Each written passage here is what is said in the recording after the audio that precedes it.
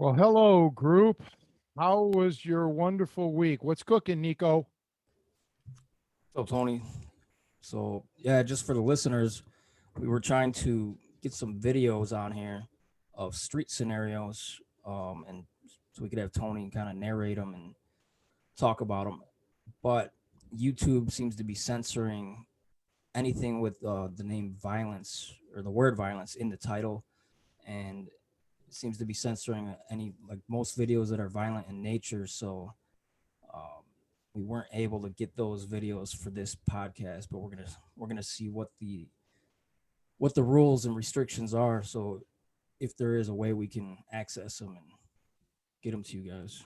Well, what we're going to do in lieu of that, or in maybe even in addition to that, is we're going to launch our monthly membership, and that should start April 1st. This coming week, I'm hoping to have a meeting with somebody who's going to help me with the behind the scenes software related thing. But we're going to probably in the beginning offer one or two levels. The first level will be once a month. You'll get for your monthly membership, you'll get an instructional video. Everybody will get the same video, just filmed here to help out. Level two will include that video, and we're going to hope to get these self defense things that he's talking about um, going as well. So that'll be a little more um, financially. We'll have it all for you this month worked out. But yeah, we run into snafus. But when you're doing this private membership thing, we can control it because I would host the videos, and we wouldn't have a problem, and I can dedicate the time with the guys here and here in the gym as well. So I'm really excited about that. I know other people have had memberships where they've had thousands of members. So we need to exceed even those guys, because what you're getting here is going to be the only place in the world to get it, and we're excited. And outside of these videos that Nico just mentioned, which obviously we're not filming, they're real world videos. All the videos that I and Joe and Brian or whomever and Nico, whatever, or just solo stuff, will be multi-camera angles and all filmed in 4K, uh, and it's going to be great. And I might, well, like I said, when I talked to the guy this week about some of the software, sending out the links to the videos and how we can do that to avoid piracy, because piracy is what's killed me and many other people.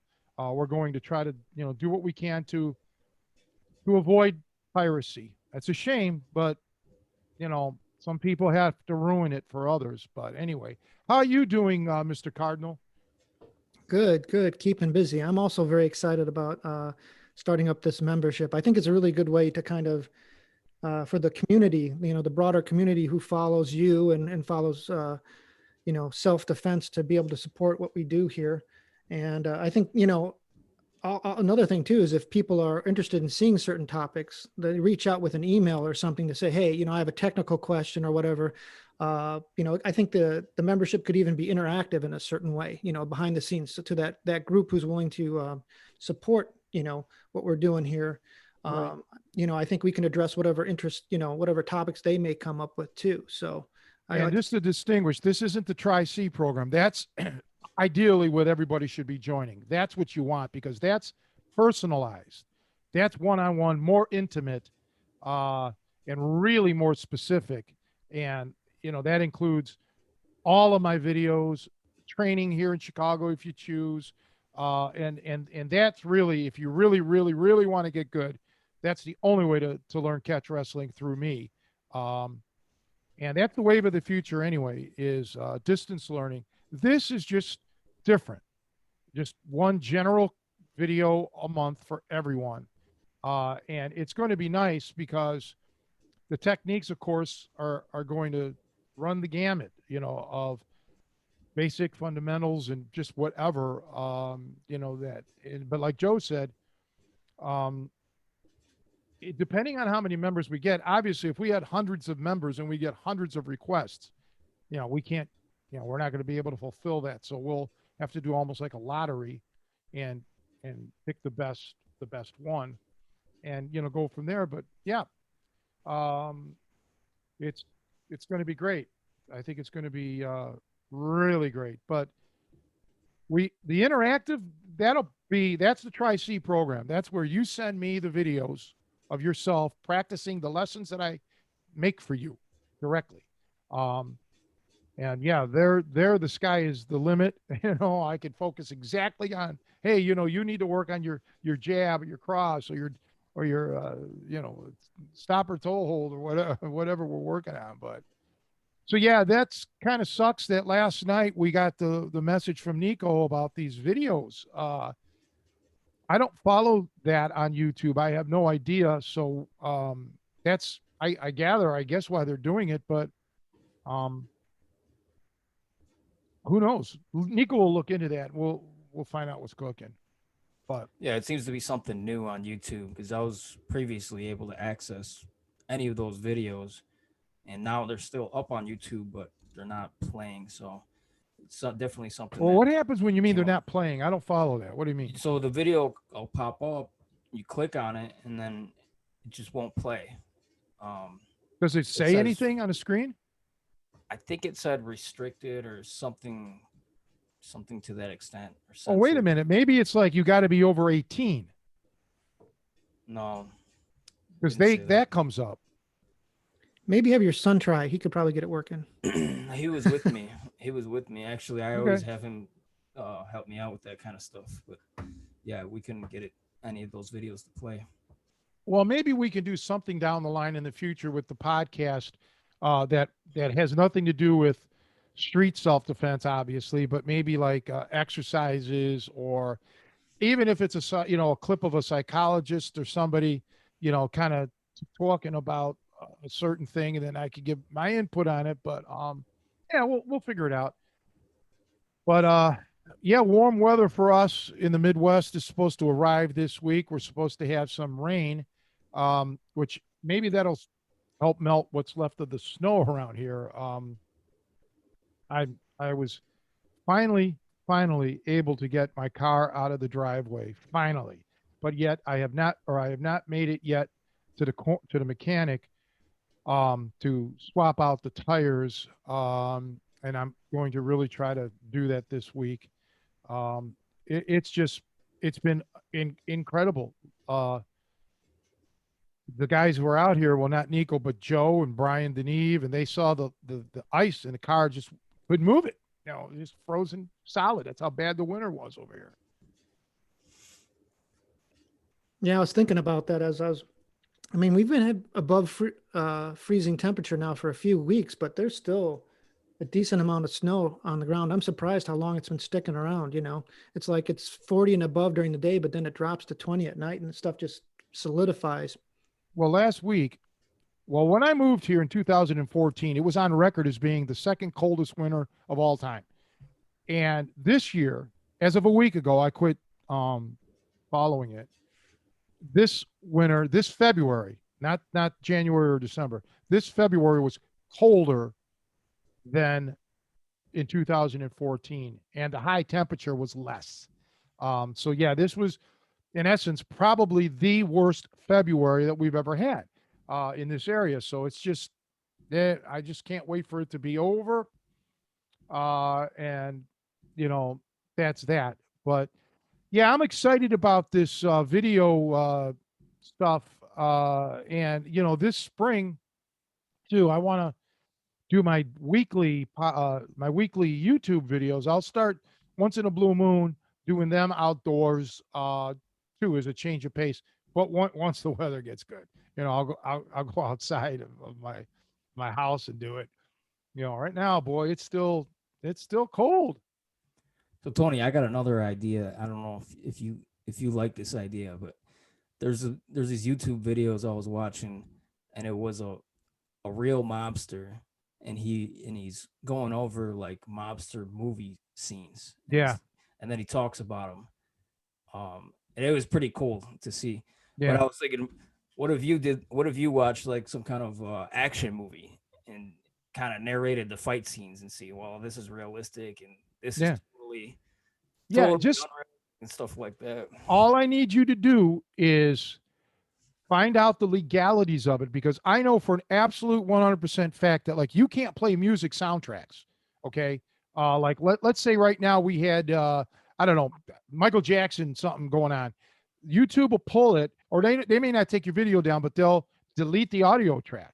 Okay. They're really in a good way. They're strict about copyrights. I know Oh, I had to reach out to YouTube in the past because people were pirating my videos and putting them up on YouTube, and I had to say, hey, I sell these videos. I make a living with this shit. Get it, take it down. And they did. So I'm open to all of that. I can watch mob movies. I can watch uh, action movies. It don't matter. But yeah, just reach out to YouTube. I would do this if I was you, Nico. I would actually email YouTube, but have a specific movie in mind. Just say, I don't know, Enter the Dragon. Say, hey, am I allowed to take a 60-second or 2-minute clip from this movie and narrate on our YouTube channel? Otherwise, I don't want to do it. I don't want to I don't want to risk, losing the YouTube channel, man. I can't. yeah. Yep. Yeah. So that would be kind of nice. But most, all those movies are very rarely I can just kind of cut to the chase. There's really nothing that's been that realistic. I think actually, if you watch, speaking of mob movies, if you watch the original Godfather, where Sonny goes after Connie's husband, and I mean, obviously you can see they're pulling punches and stuff, but that was a pretty realistic street fight, hitting him with a garbage can lid and all that stuff, and kicking him and stomping him. That's how a lot of street fights actually end up happening. You know, but yeah, You, I'm sure there's movies out there that have some realism, but not the martial art ones. I like that. So you ever seen a Bronx Tale? Yeah. Well, yes, exactly. How And about how about that scene where the baseball bat with the the bike, bikers. yeah, the That, bikers that's come into the bar and they lock the doors on them? that actually is a real deal. And not only did it happen previous to the movie, it pretty much happened over here in Chicago at a place that I go to. I wasn't there, but my one friend was there at the time. Now, granted, it wasn't a biker situation, but it was two guys in the place. It was my friend, little Teddy, uh, and the owner, Bobby. It's all I'll say his first name. I don't want to give away the bar. And someone else who shall remain nameless. And little Teddy was young, um, 21 maybe, just legal, just barely legal. Uh, and Bobby, the owner, told little Teddy, lock the door.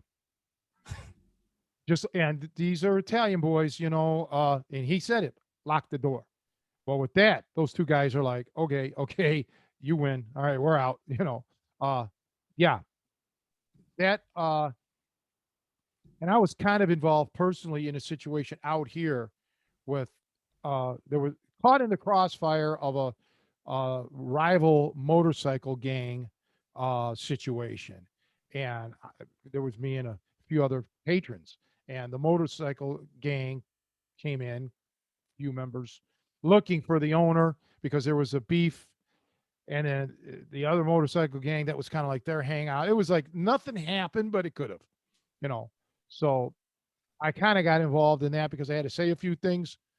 But yeah, those are more or less realistic type of scenarios. Those kind of things happen. Um, there was a martial art movie, I believe it was a Chuck Norris movie, where these robbers come into a bar to stick the place up, and it was a cop bar, and all the cops pull their guns out on them. That happened. That they based that off of an incident that happened here in Chicago at a former cop bar in the city, where somebody guys came in to rob to stick the place up. They didn't know it was a cop bar. It's always important to do your research, man. Yeah, well, I had a friend of mine. He passed away. Let's see, about 10 years ago, roughly. He was a legendary Chicago cop, and some of his antics, him and his partner, made it into the movies. He was a soft clothes cop, uh, you know, working. He did a lot of transit. He'd be passed out on the train, with his sleep with his hands like this, and a Rolex is exposed. He was the decoy a lot, to get the robber, and then in comes his partner to make the pinch. Uh, but they have a lot of he had a lot of interesting stories. Um, it would have been nice to have him on the show if he was still alive. Crazy. Bobby Pernitsky was his real name, but he went by Bobby Purr or Bobby Pearl. Um, yeah, he was something else. Maybe down in a future episode, I'll mention a Count Dante thing. I know you guys don't really know him. Maybe the younger crowd doesn't know him, but anybody who did martial arts in the 60s and definitely in the 70s knew of Count Dante, and Bobby Pearl and him where they used to hang out. Yeah, I know Count Dante. His ads are on a bunch of my old comic books. Okay, yeah. Learn the secret deadly arts from Count Yeah. Dante. And he was a redheaded Irishman from the south side of Chicago. That's the thing. And he Keeshan or Keehan, John Keehan, I think, or Keeshan, either one, Keehan. And he was a Kempo black belt, legit. But then he got into this martial art deadliest man thing, and created this persona. And he had some organized crime ties. Uh, he ended up apparently, well, as they say, officially, he died of a bleeding ulcer, but he had started losing touch. I think what had happened was he got in with the wrong people, and things were coming due, and he knew he's in a lot of trouble. But the guy for a while at least lived the act. He would walk around in a cape. He had a little lion cub that he would bring into the bars, and he had a walking stick, and flashy. And he was a hairdresser as well. And I knew a guy. Well, Orlando was his nickname. Fluffy also was his nickname. He was part of the Green Dragon kung fu school, which was the rival to the Black Dragon, which was Count Dante's, where Jim Konsovic got killed and all of that. Well, Orlando was a student there during that time period when that went down. The Dojo Wars, they called it in Chicago, where they dynamited the dojo and everything. That was obviously I wasn't living in Chicago then. That was way before my time. But Wait, so what happened? It was like two dojos battling against each other, yeah, and then and they would just like destroy the property. yeah, or they actually. apparently Dante's guys put dynamite caps and blew out the storefront, and they came after they went to Dante's school, and there's a bunch of students, and one of them, who was my friend Eddie's, knew this guy Jim Konsovic, got killed with a sword. I mean, killed in this gym Whoa. blast. Yes, that's and now this part's open for speculation. One of the reports was when the cops came, they found Dante hiding underneath his desk. I can't say if that's true or not. Who knows? But Konsovic getting killed, very, very true. And yeah, stabbed with a sword. So that, this was, I don't know, remember now when, but probably 71, 72, something like early, I think Count Dante died in 75 or something like that. I don't remember now, 74, 75. I used to live literally about the fourth house, well, I lived in an apartment, but it was like the third or fourth building from the corner of the street of the cemetery that he's buried in.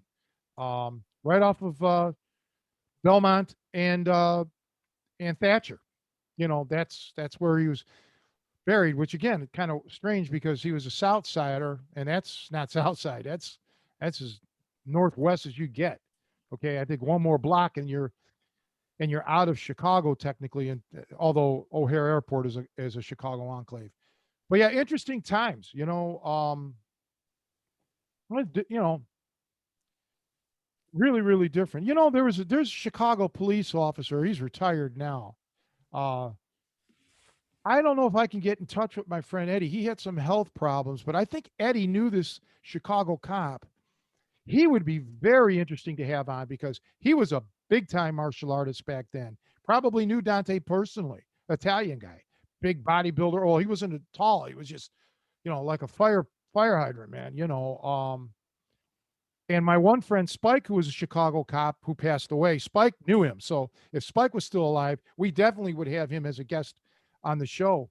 Um, and but yeah, I'm going to see if we can reach out to this Chicago cop. Well, he's retired, I'm sure by now. And if he's even in Chicago anymore, I don't know him personally. I never met the guy. Paul Bentacinque, I think is his last name.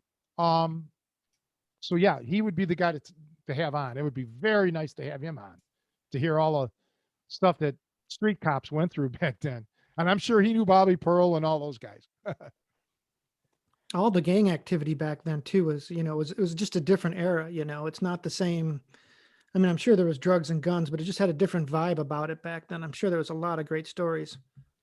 Yeah, there was a lot of neighborhood gangs. The Gaylords were a big group up in the northwest side, or near like Belmont Central, all the way down to Diversey, whatever. Uh, I'm not able to talk about that because I wasn't living here in Chicago at that time. I moved here in '87, and What is I it? was, That's a real gang, the Oh Gaylords? yeah. oh yeah, oh And they're we used to always joke around at my school, be like, "Yeah, you're a Gaylord." Like I thought that was just a joke. I didn't think that was a these real. these guys were no joke. Were they actually gay? Were they actually gay?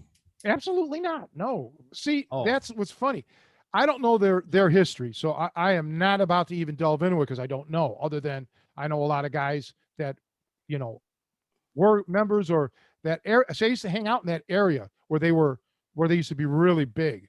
Um, but uh, the Gaylords, like that's an Italian thing too. There was a musical group in the 50s and probably the 60s called the Gaylords and stuff. Um, but yeah, no, they were serious. There was a lot of different gangs. And again, as I said, I am absolutely not the guy to talk to about that because that was before my time. I wasn't even living in Chicago. So I don't, won't deal with it. But Latin Kings and Gangster Disciples, those are some of the other gangs. But yeah, there's yeah, a lot of gangs. I always thought that was a play on words because the Vice Lords are a really big gang, yeah. and I always thought they just took that name and made a play on words to just use it as an insult. Well, this is just something that we should look into. I'll see. Boy, I've lost so much. I don't have any contacts anymore with the because I'm out here and I'm not in the city. And like I said, all my police friends are either they're they're dead. They passed away. So I don't know how to get a hold of Paul. Um, but we'll figure something out. We got a lot of shows ahead of us. We're going to have hopefully a special guest next week. I don't want to say anything because we got to get it all scheduled. But he's also going to be helping me with the software. So with this membership program thing, because I guess he offers memberships as well, and he knows more about that stuff than I do. But it's just back then. Yeah, even in a lot of areas, even now, the gangs are the issue. Gangs are a major problem. What were the bigger gangs in Cleveland? Brick City Gang, that was the big one. Uh, and this is going to be kind of weird for a lot of people. Where I live, my specific neighborhood didn't necessarily have a gang, and I wish it did, because gang members, you can identify who they are, okay, and you know where to go or not to go. Where I lived, it was a free for all. There was no gang, so it was the Wild West, so to speak. Everybody was a potential, you were a bad guy potentially. You had to watch out for. Um, but like where I went to high school, my junior and senior year, that was a bad area as well. and that was the Brick City gang that ran uh, that location. That was a little closer in to downtown. I was about 3 miles. My house was about 3 miles from dead center downtown, public square, uh, 79 blocks. Whereas my high school was 30 blocks from downtown. So, it, and I believe the Brick City gang went from East 55th down to like East 25th. So my high school would have been right in there in that region. Um, What does Brick City mean? Is that like, does that have any connotation for Cleveland or? from that for that area, Okay. I believe it was because it was a housing project, brick houses, Mm. brick housing project. Hence Brick City. Cleveland's actual nickname, believe it or not, is the Forest City. Okay, and back then Cleveland had Forest City Furniture and Forest City Auto Parts because that was a remnant of Cleveland's nickname. Just like everybody calls Chicago the Windy City, its official nickname is the City of Big Shoulders. And the Windy City has nothing to do with the wind. Cleveland's windier than Chicago. They got that nickname because of the Chicago politicians, because all they would do is they were gas bags, worse than me. They talk all the time and never shut up back 100 years ago or whatever it was. And that's how Chicago actually got the nickname Windy City. It's not because of the wind itself. A lot of people don't know that, but the City of Big Shoulders is Chicago's official nickname. Didn't they get that nickname because of all the dock workers with big shoulders in the city of Oh, Chicago? I don't know. I think like the stockyards too and all that. I mean, there's a lot of like, I think Second City, with the rebuilding of the fire after the fire, everybody carried the burden of rebuilding the city on their shoulders. That could be too. I don't know. Chicago had some tragedy. They mocked Cleveland for the Cuyahoga River catching fire. The Chicago River caught fire. There was that boat, the river boat that sunk, and they have a memorial plaque over the bridge there downtown, right off of Michigan Avenue. Hundreds of people lost their lives in that, and of course the Great Chicago Fire that obliterated the city back then. And the Chicago Fire headquarters is built on the alleged legendary starting spot of the Chicago Fire, and the Chicago Fire Department is so revered that certain departments from around the world come to Chicago for advanced firefighting training. Chicago has, if not the strictest, one of the strictest building codes in the United States, and rightfully so. When I moved here to where I live now, in this place, there's no building codes out here really. Okay, the wiring was. I do a lot of electrical work myself, as a hobby, and I was doing side jobs with Uncle Vinny before he died. I ran a lot of stuff down here, as Joe knows, outlets, switches, lights, and I did everything to Chicago code. But yeah, Chicago has a code for a reason, man. And the new construction is so good that commercial fires are a rarity because of the way things are set up. It happens, but it not like you would think, like it used to. Yeah, everything's built out of concrete in the city and brick. Yeah, and sprinkler not- systems. Yeah, right. It's not combustible. Right. Now, but now you'll get fires now, roofs and things like that. Roofs are a danger zone. Okay, and as a matter of fact, there's a PLAV club out here in McHenry called, Polish Legion of American Veterans. And several years ago, I was living here. They were having roofing done, and literally the roof caught fire and burned the building down. Okay, to the point where it was basically destroyed completely. So they had to remodel it, rebuild it. Brand new, really nice. I think they've had the new place now 4 years or so. But yeah, roofs just recently, within the last couple of weeks, there was a big fire on the south side. Again, started, with the roof. So that's a weak link in some of these older constructions, but you got to watch out for that stuff. yeah, I'm surprised that the more buildings don't require, I mean, I'm sure it's a cost, but sprinkler systems, because I've heard that is like like the number one thing to keep buildings from catching fire. Yeah, and conduit. You want to have, so if there is something, everything is contained. Uh, I remember taking Uncle Vinny to Cleveland. We went for a long weekend, and he had never been to Cleveland before. And we were driving down through. I wanted to show him my old neighborhood, and there was Zelli Funeral Home on, I believe it's 61st or 63rd in St. Clair, whatever. And we didn't obviously go into the funeral home, but from the outside, Uncle Vinny, who was not only a licensed electrician, he was an electrical contractor, and we used to do side jobs. He's like, Jesus Christ, look at this. That would never pass code in Cleveland or in Chicago. Are you kidding me? They had like basically uh, exposed wiring outside the building, you know, That's Indiana. it in the cabling, it's itself, but not in conduit. Okay, weather resistant conduit. I mean, this would never fly in Chicago, or probably other cities as well. But It'll fly in Indiana. yeah, right. See, and That's all that's this house I'm remodeling. That's all they have is Romex. yeah, that's what just this a was. Just cord just the everywhere, Romex. even outside, everywhere. I mean, it's just Yeah, that's what this was. Romex on the outside. That doesn't happen out here. Even here in my gym here, I ran an outlet because this is all concrete. These are all cinder blocks. I ran uh from the ceiling on down to make an external wall outlet, and I put it in conduit. All right. I mean, nobody does. I mean, out here, they're like, why would you do that? Well, because it's the right way to do it. It yeah, looks neat. And then right. the rafters in Chicago, you have to drill through the rafter. You can't attach cabling underneath the rafter and staple it. That's what most of this house is. All the new wiring that I've done is through the rafters. That's the way it's got to be done. You don't need conduit in the basement because it's an open ceiling.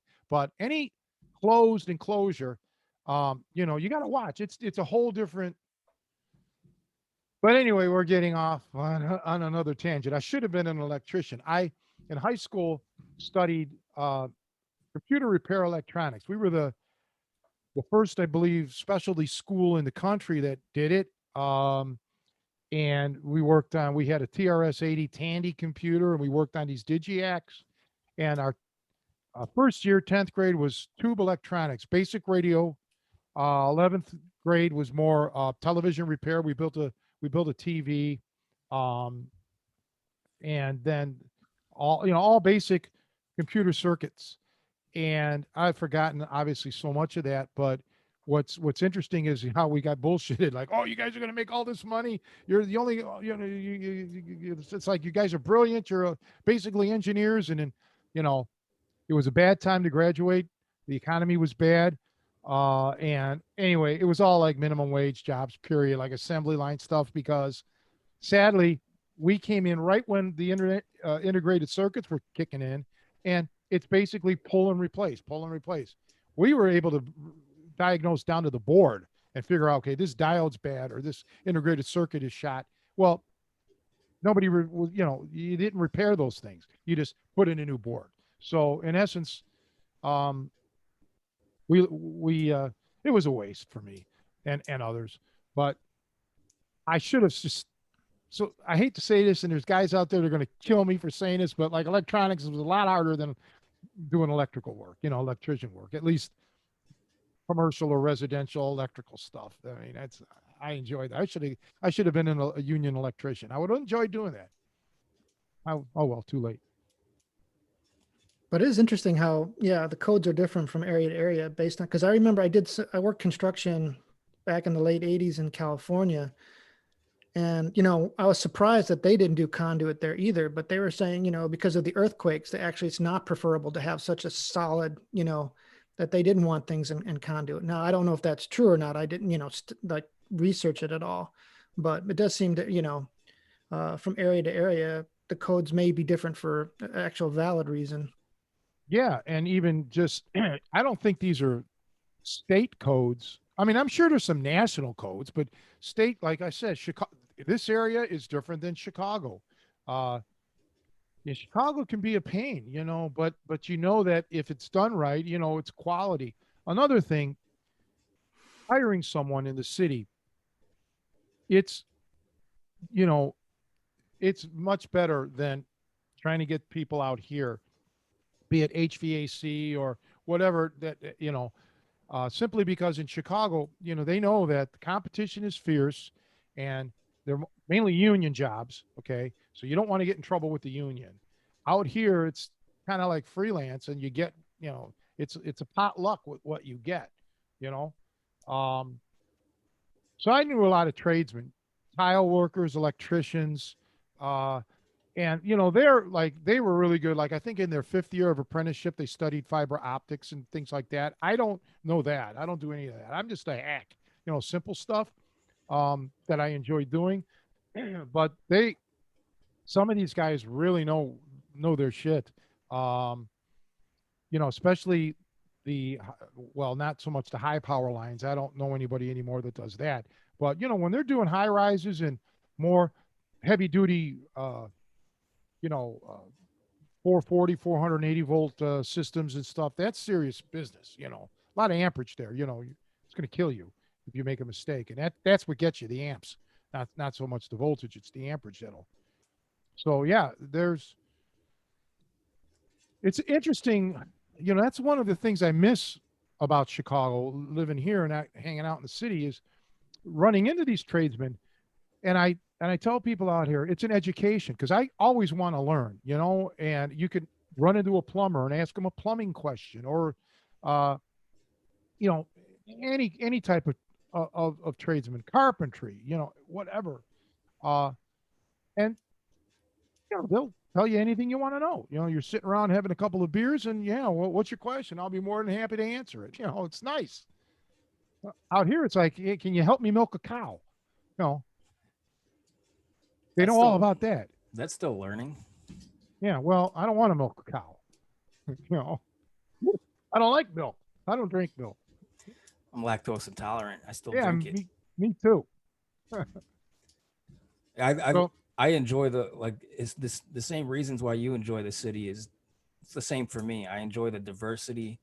Like you said, there's a lot of just really high level craftsmen everywhere in the city. A lot of really good tradesmen. And there's a lot of ethnic diversity that's in Chicago that you don't really get in other places that I really enjoy just as much as you do. That's what I love about the city.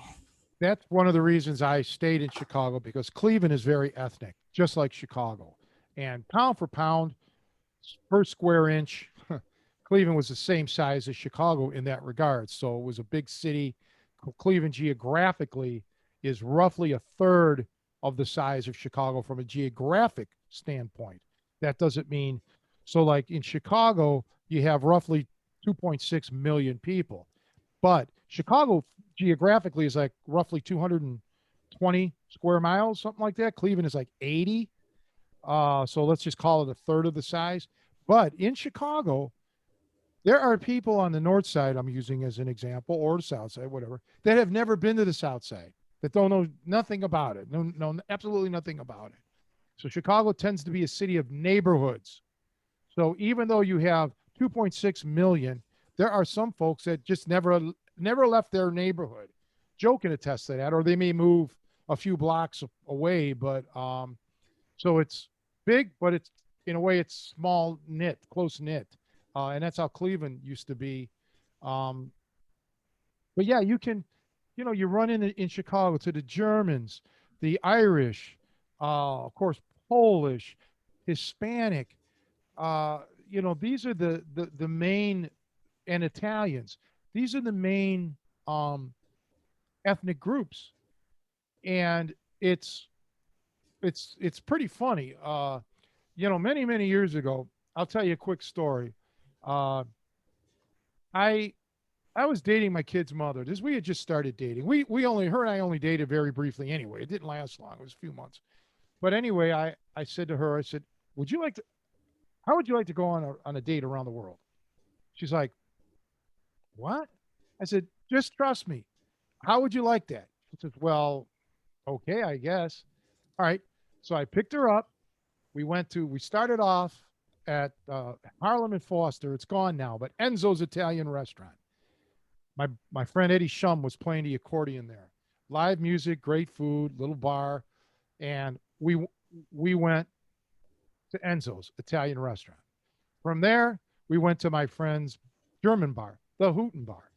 We had a drink, went across the street to the long gone now Chicago Brauhaus, where they had food and live music. We didn't eat, so we went to Italy. Then we went to the German place. Then I took her to the Korean karaoke place. All right, nice dark place. You sat at the tables and booths. I mean, and uh, sing karaoke. All right. From there, I took her to this Japanese place to get some ice cream.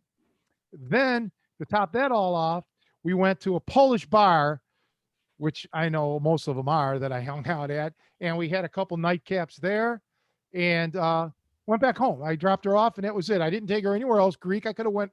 Oh no, we stopped at the Irish place too, at the Irish gift shop, and yeah. So she, I don't really talk to her that much, but the last time I did, she says I still talk about that. I still remember that. It was like cool. That sounds awesome. It was, and I've told other girls about this. Hey, would you like to do this? And they're like, no, what are you nuts? I thought it was pretty. I thought it was great, and it's something that, like where I live right here, you can't do that. There's no ethnic diversity here, but in a city like Chicago, oh man, that was just so nice to be able to do that. Just to go to these different, and I mean, these aren't like fake German places and fake Polish and fake. These people that own it, they're from there. Many of the customers are from these countries, and it was just an awesome thing. So I still get the bug to do, like, I got to go down to the Germantown, Lincoln Square. Uh, I got to go to Six Penny Bit with the Irish. Of course, all the bars on the north side are that I go to. Charlotte's and Eva's, whatever. I don't know how many are open anymore after the COVID, but yeah, I got to be around my Polish. Richards, which is my Italian Goombas. That's my Italian fix. And I go right next door to La Scarola for phenomenal Italian food. Or I used to go to Sabatino's until they closed up before the COVID. So yeah, I like that stuff, man. I don't fit in out here. I know that. Yeah, it's funny that you said that 'cause me and my wife were actually planning because we got the kids do homeschool, and we were planning to do like an around the world type of study where we study one country per week, and then we'll go to that area in Chicago, go to a restaurant of that particular country, and it'd be like part of their school, but it'd actually be fun for all of us. But that was like right before COVID hit. We were planning on doing that, and then that just that put an end to it.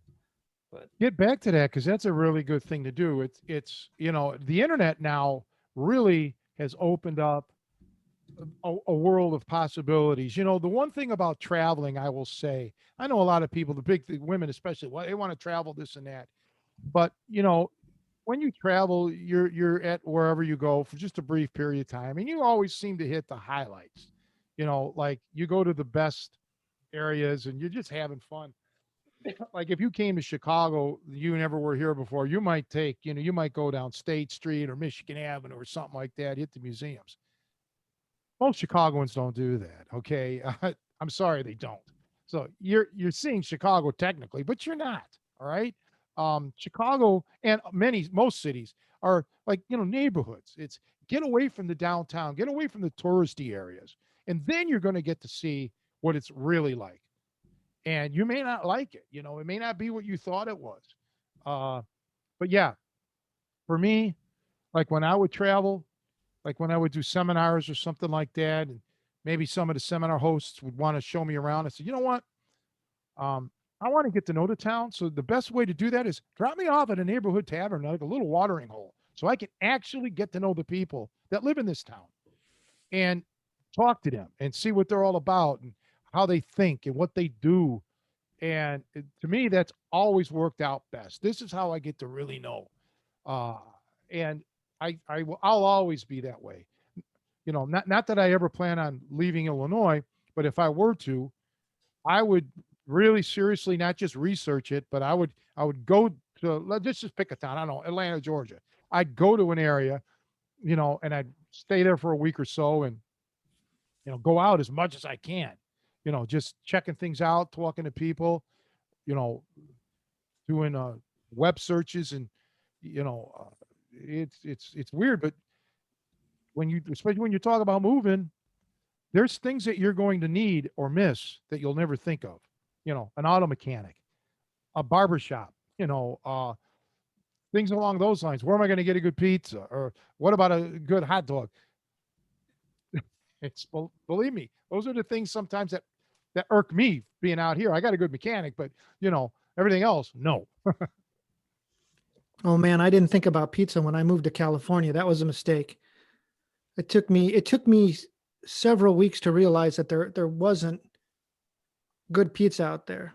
Um, I kept saying, "Hey, I'm dying for some pizza. Take me to Pizza Guys," and they'd be like, "Oh, this is my favorite place," and they'd take me to some place that was kind of like, a fast food pizza, like a Domino's or Sbarro's equivalent. And I'm like, "No, no, like, the good pizza, right?" And they'd be like, "Oh, I know what you're talking about," and then it would be like, I don't know, a Little Caesars type of place. And it dawned on me that they literally didn't have Italian restaurants. Like in Chicago, every neighborhood has like a church or two. They also had an Italian restaurant, at least around me. Like each one had you had your local Italian restaurant that would, you could get a pretty decent quality pizza and pasta or whatever. It was just like, it was almost like a commodity where you just kind of expected it. Like if you needed it, you could get that fix. And it was kind of a shocking reality that that wasn't there.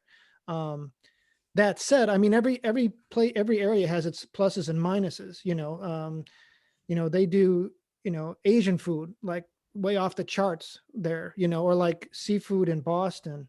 I mean, to your earlier point, though, I was thinking one of the things I would have loved to try and coordinate my life, because when you travel to a place like, earlier on the podcast, we talked about when I visited Philly and I really dug it. But when you visit there, even for like a week, you really only get a taste of a place. You can't get to know it, like the locals do. It'd be so cool to be able to like, I don't know, live in an area for a year or two, because, especially if you're renting or whatever, I mean, it's tough, obviously, because you got to keep finding work. And that's probably the limiting factor. But, really get there and get to know the place like a local, because you just can't, you don't have the time on a trip to really soak in a place, especially like a lot of these big urban areas, in America, they just have so many unique little, idiosyncrasies about them that would be cool to find out, cool neighborhoods, cool restaurants. And yeah, when you get a travel book or whatever, it'll be like, well, here's the top 10 most popular things. But you're right, it's all kind of the touristy traps, or I mean, they might give you a few good ideas, but it's kind of this process of discovery, and it would be great to be kind of like not tied down and really explore all these different regions of this country, because each one has its own flavor and flair. That's how it is with training. You can't learn something in a week, that'll be changing your life. You got to immerse yourself, like you said, for a year or 2 years or something minimum. But yeah, like when I went to St. Louis, I go to the Hill, the Italian area there, and great bakeries and things like that. Yeah, and yeah, that's what I want to see, that kind of stuff. Um, Even Chicago, I've told people that live here that are native Chicagoans, they're going to Mexico for this or that. I'm like, I mean, nothing against Mexico, but why year after year? Why? You can go to Chicago. You got beautiful beaches, world class hotels, the finest restaurants, you know, uh, shows, theaters, live, this and that, and concerts. And man, it's like there's so much to see right here, that many people don't. And that just boggles my mind. And it, and Nico knows it, that spring, summer, fall in Chicago, or the Midwest in general, is amazing. It's absolutely beautiful. The weather's nice, and it's just, no, it's pretty awesome. But I mean, I don't travel now at all. I, my mom's situation, but even before that, to level with you, after Kevin getting killed in that plane crash, I have some footage of him and he got killed in July 1st. Well, the end, July 1st.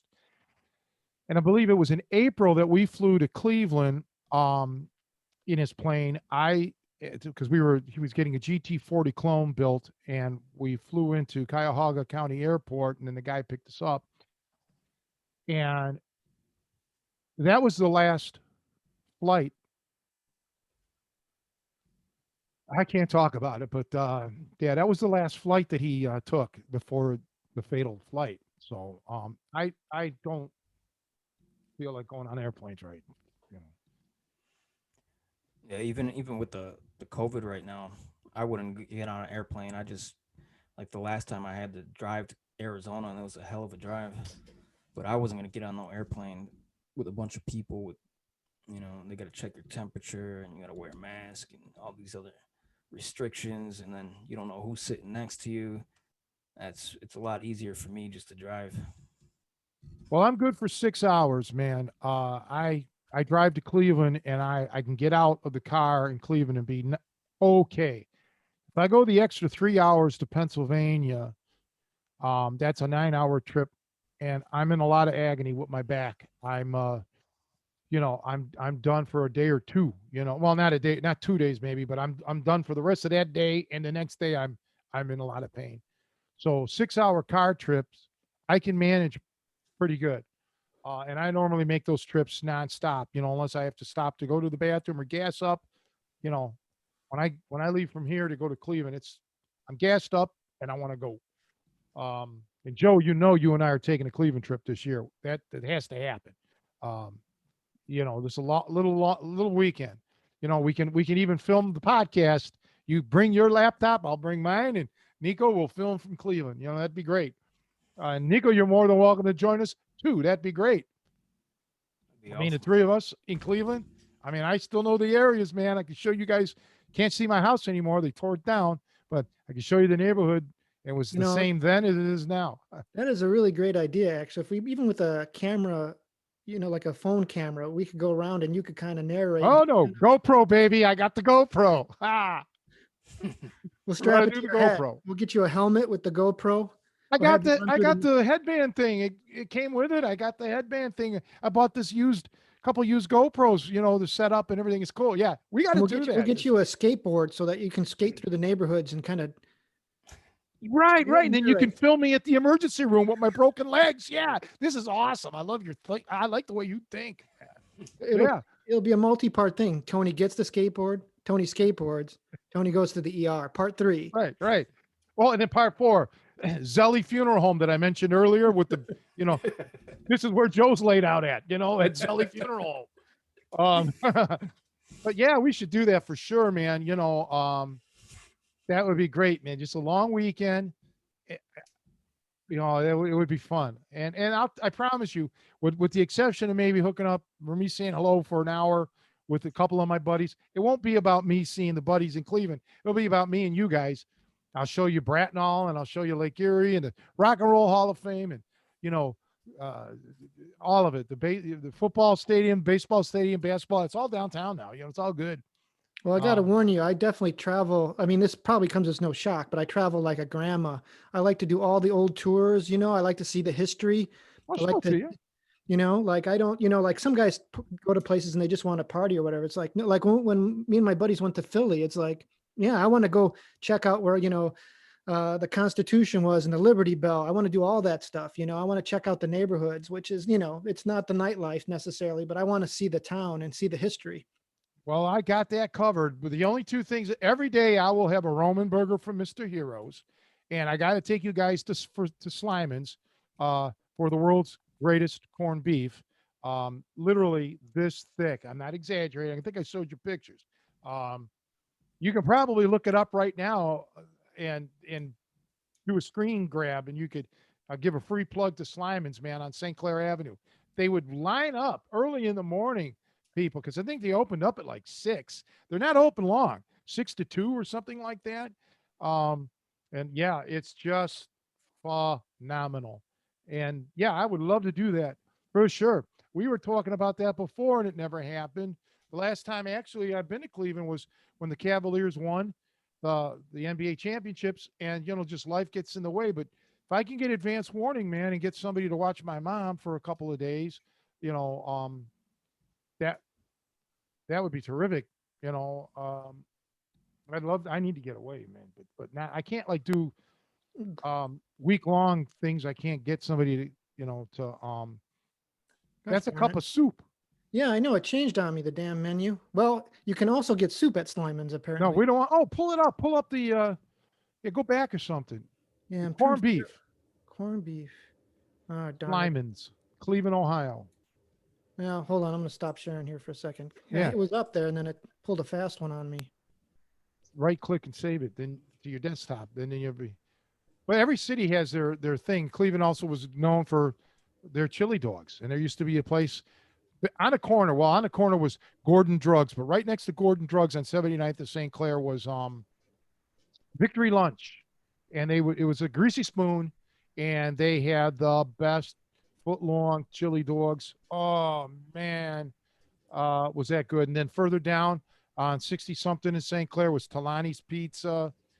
That was just, and then I think they changed the name, but because Frank Talani passed away, uh, and that was all good. But I lived in a different area. I lived further south of St. Clair. Yeah, that's what I'm talking about. There you go. Dang, Yeah, I gotta get that. yeah, we'll get that for sure, man. When we go to Cleveland, that is phenomenal, man, and it's awesome. And there was another place that had corned beef, Sportsman's. I don't know if they're still around, um, but yeah, Slyman's is, you know, and then they used to have a Chinese restaurant called Chung Hua, and that was on Superior.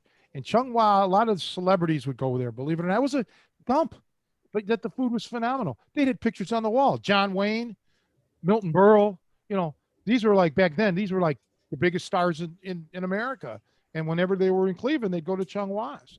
Uh, yeah, that's just great. And then I'll show you the mansions in Bracknell that rival Beverly Hills. It's just amazing.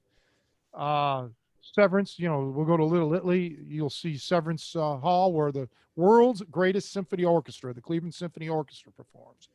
Uh, you'll want to see all that. Of course, the legendary Cleveland Clinic, the world's finest heart specialty hospital. So you work at a hospital, Joe. So you know, yeah, we'll do it. Yeah, it'd be great. Crawford Auto Aviation Museum if we have time. You ever have a Rico Benny sandwich? In Uh, Chicago? no, I've heard of it. Rico Benny, I heard of that, but Yeah, that's something you gotta try. It's good a Rick.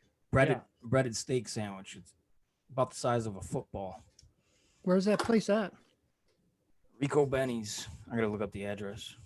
Yeah, look it up. I've heard of Rico Benny's, and I had a poor boy sandwich when I first moved to Chicago in '87. In somebody took me to Joliet. We were playing music.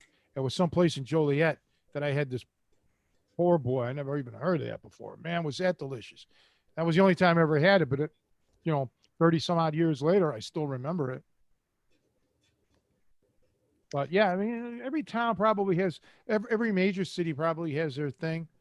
But I mean, Chicago, just think of all the wonderful places that are no longer here. So Not because of COVID, but just in general. Where's it at? Rico Benny's. It's by Chinatown, 252 26th Street. Chicago. Chinatown's got a lot of good restaurants. Bruce Lee used to take me take us for hot pot and things like that. And then there's a lot of Italians around there too, believe it or not. And then you're on the edge, Joe. You know that of Bridgeport, where old man Daly and all that was from. You got some Italians going on over there as well, and a lot of Irish still. So Chicago, that's another thing we should all do, is make a Chicago overnighter. Just hop around to different places. I know a lot of places. I'm sure you do too, Joe and Nico. Oh yeah, for sure. But yeah, I think that would be fun. Do some like quick little selfie promotional videos of like these are your favorite places or whatever. That would be kind of. Well, here's what I suggest. Okay, he's talking like Rico Benny's, right, or whatever.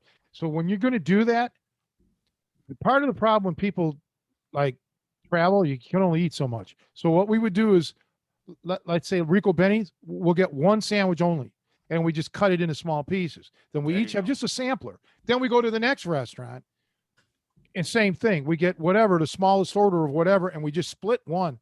because this way you can sample a bunch of different stuff. Yeah, that's a great idea.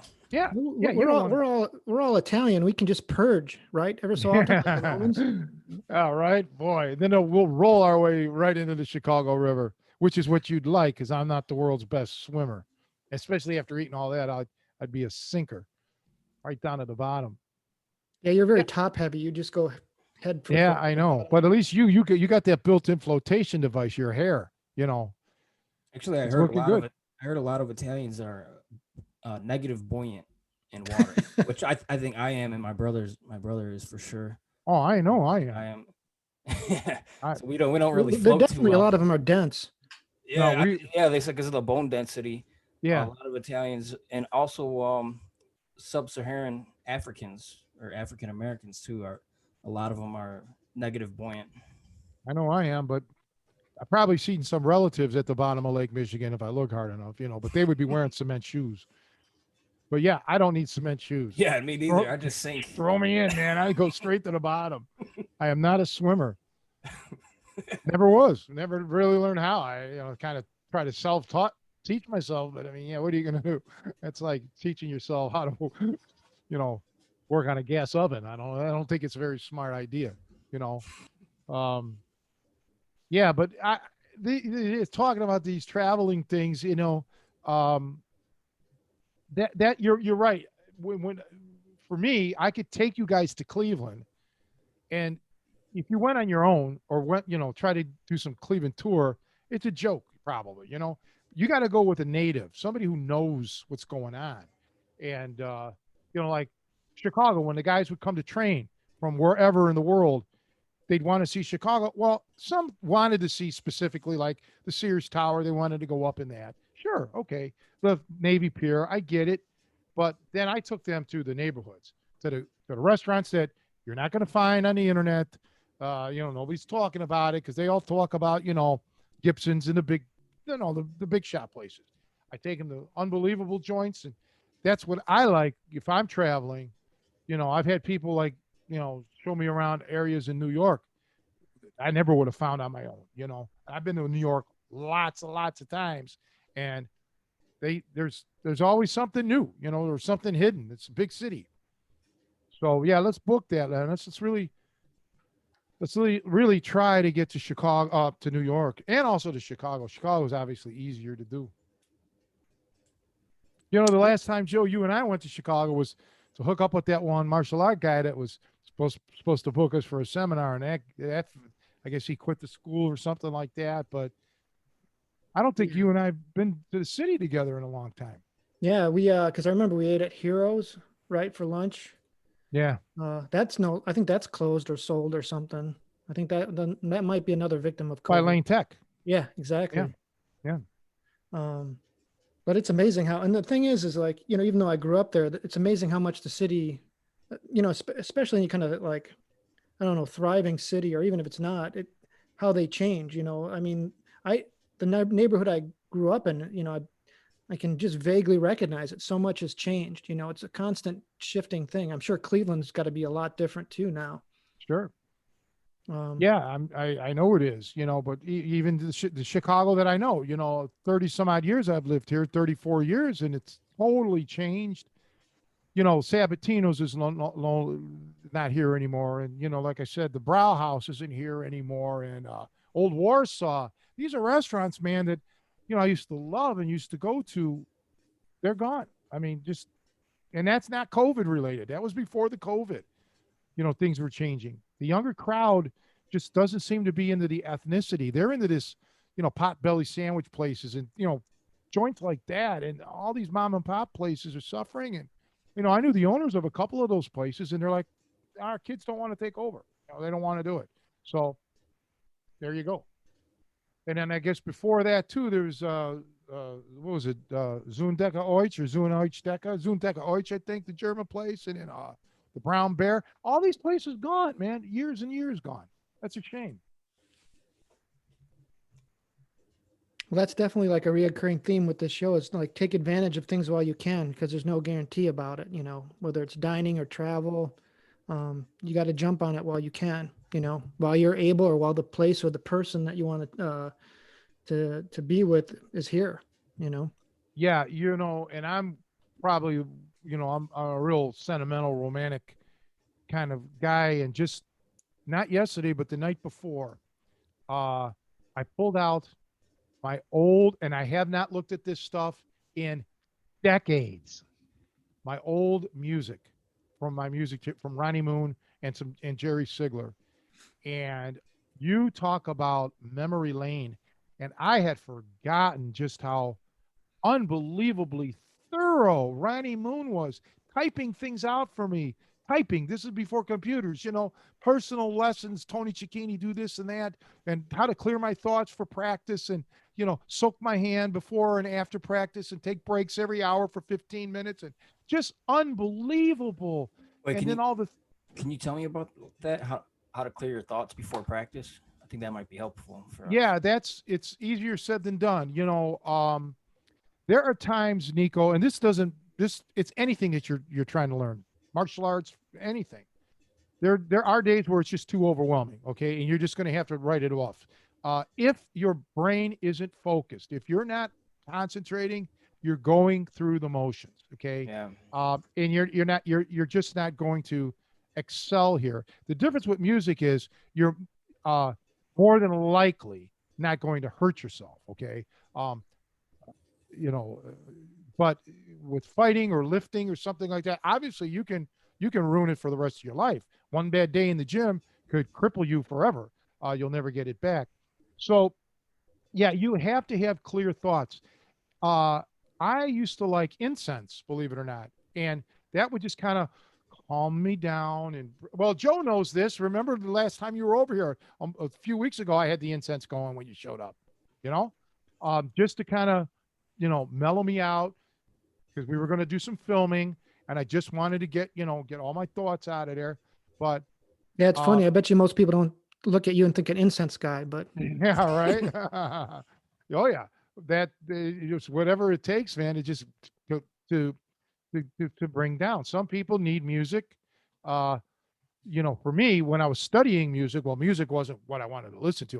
Matter of fact, that wasn't you that's a no-no, because now I'm thinking about the song I just heard when I got to practice my scales or whatever it is, my song for the lesson. But with martial arts or fight training, whatever, however you want to, call it, you do have to be focused. You can't be thinking about your wife or girlfriend, or, your boss yelled at you, and, you know, everyone has to go down that path of what's going to make this click for me. Okay. And if you get that, you have to almost have some sort of tunnel vision. So, Nico, I know you enough to know that you have some other, distractions, but I think you need to focus on the fact that you are a natural at this. You, to me, are a great athlete that that needs to be molded. You just got to put the effort in. So for you, I would say, Nico, this is you talking to yourself. Nico, I can be as good as possible. Just focus on this. Forget about all the other bullshit. It'll work its way out. You're going to succeed. You're going to succeed. You're going to succeed, because you will. Just try to clear it. Joe, same thing with you. When you talk to yourself, you'd be something like, I'm Joe and I'm so beautiful, and oh God, I love myself. And oh, this mirror is the greatest invention in the history of the world. Oh, I love me. Okay. That's you, Joe. Okay. yeah, you're assuming I don't already do that though. That's the But Tony, no, yeah. Tony, it's funny that you mentioned that about clearing your thoughts for training and having a good session, because normally when I go to training, this is like my relaxing time. It's kind of like I look forward to it, and I feel really relaxed, and I just feel positive going into it. The one day that I got my ankle blew out, is I had a terrible day this day before I even got to training. I had big blowout with me and my wife, big time. And I just left super pissed off. I get in the car, I'm running late. I hit some traffic jams. I mean, my blood pressure was probably skyrocketed. I was just in a bad place mentally. And then my ankle gets blown out. That was the only day I ever got injured training with you. Um, but looking back on it, even before you mentioned anything, I already analyzed the situation. It was like, Is that the I day you really, were wrestling with Bender? Yeah, I really shouldn't have even come to train that day. I was just in a bad place in my mind. My mind was not there. You know what I mean? And yeah, and like you said, that could be a defining moment in your life. If you go to training in a bad place in your mind, you could get injured for life potentially, you know. So it's not something you really want to just go through the motions and not be there mentally. You really got to be there and focus. Well, I think too, you need to share your thoughts with your training partner. You know, like in your case, that I remember that incident with you and Jason. Um, you know, if you would And have just said, that was just a freak accident, and it yeah, really wasn't um like I didn't really even feel like my ankle was tweaked or in any compromised position, but I don't yeah, have a lot of pain. I guess I have pain tolerance, and when I'm grappling, I don't really feel pain. Like I didn't even feel my ankle at all when it blew out until the next day. well, Uh, thankfully it didn't need surgery or anything. It was, you yeah, know, but what I'm getting at is, you know, just tell your partners or your coach or whoever, you know, my mind's not on it today, man. I got some personal issues, man. You know, if you just say that, that kind of yeah, sets the tone so they know, all right, you know what? Then help me, work with yeah, me then, right. Nico. Yeah, that's what I You should have know, done you instead be of the dummy today, right. you know, and because I've done that, you know, when like even with Kevin, you know, when we used to lift weights, some days I just man, I don't have it, Kevin. You know, I just want a light workout. I'm just gonna go, but here, let's focus on you. Okay, because for me, I just didn't today wasn't the day for me to, you know, want to lift.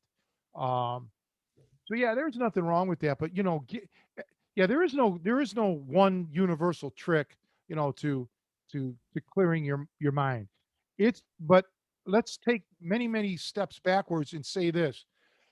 You have to keep on okay, here. Like you get into let's say you love somebody, right? You're with a girl and you really love her, but you had that argument with your wife. But you've got to sit there and you got to remember, hey, how much does this person mean to me? I can vent. I can tell her she's full of shit or she's wrong or she, you know, she's got to cut it out. But there's lines that I can't cross. Okay. I can't do certain things. I can't say certain things because you can't ever get those back. Well, that's the same thing when you're trying to clear your thoughts. You've got to know how much training means to you. All right. It could be your whole life. And you don't want to do anything that you don't want to cross a line that you can't ever come back from. And that is carelessness, recklessness, or abandonment. Those are the three killers in any endeavor.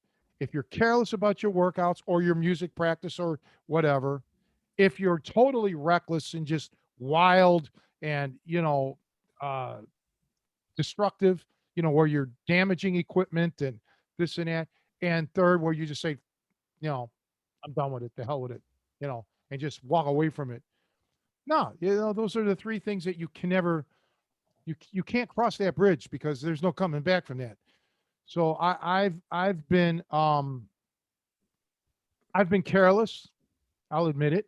And at times, I've never been reckless, and I only abandoned the music only because of my health. I could no longer play. My hands just just things weren't working out. I didn't really, but I haven't technically abandoned it. I still love it, still in my mind. But Was careless, that yeah, I've been careless. were you having problems? Was it after the stroke? Yeah, Yeah. yeah, that kind of wiped me out. That aneurysm pretty much did it, and then I started studying again, trying to get things back. It just never the same. You know, because you're talking about super delicate stuff. You know, different kind of independence of different fingers. And even the music, my four-way independence was kind of hard. That started to come back to a degree, but I remember Buddy Rich, the greatest to me drummer that ever lived, when he had one of his heart attacks. He said too, he lost feelings in his hands, not like numbness, but just I know what he meant. You know, the feeling wasn't, you know, I didn't know what he meant at the time until it happened to me. Yeah, things just didn't feel. You just lost that touch, you know, that touch sensitivity. And then, you know, with all the concussions that I had, and I had that flare up in right around 2002 and 2003, that was the final nail in the coffin. I knew that I cannot do anything delicate. Even now to this day, I fumble with like tiny things in my hands, nuts and bolts, and I struggle to thread a bolt, a nut onto a bolt and stuff. I don't have it. Okay.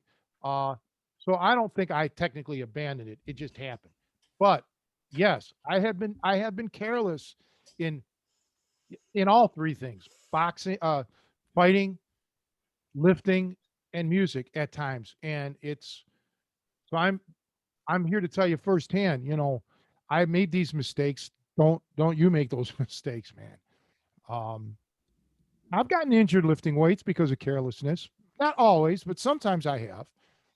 Like I think when Joe was there, when I blew my arm out this last time, my right arm here with the gripper, that wasn't careless. That just was freaky.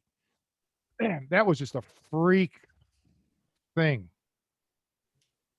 I've But yeah, never experienced anything like that. when you look back on it, it's kind of like, because we were talking, I remember that because you had arm wrestled the night before Mhm. and had probably maybe done some micro damage. Like it's one of those Yeah. things when you look back on it, and you were going for like a particularly heavy Yeah. rep. So it was like a combination of things that, like, when you look back on it, it's like, oh yeah, this is what did it. But sometimes it just slips your mind, all the cumulative stuff. So, and that a lot of times things happen like that, it's, um, Well, the weirdest thing is the very last rep before the second to the last rep when I did it, it felt like it was nothing. It felt so easy, and I'm like, what? And then I go again, and then pop, pop, pop, those three pops, my forearm and my bicep, boom, boom, boom. I'm like, oh, here we go. This is it. And yeah, but and when I blew out this bicep doing the curls, that was a lightweight. I was getting prepared for the snap no tap it. Dan was standing next to me. Come on, one more rep, and then I blew it out, and it wasn't a lot of weight. Um, the grip machine was a lot of weight, uh, so I can understand that. But yeah, that sometimes the carelessness is just overzealous. You're trying too much. I think with the grip, that's probably what it was. I was in too big of a hurry. I should have just slowed everything down. I don't mean that day in particular, but I mean, I was pushing my goals too much. I should have just, hey man, I got the rest of my life, you know, to do this.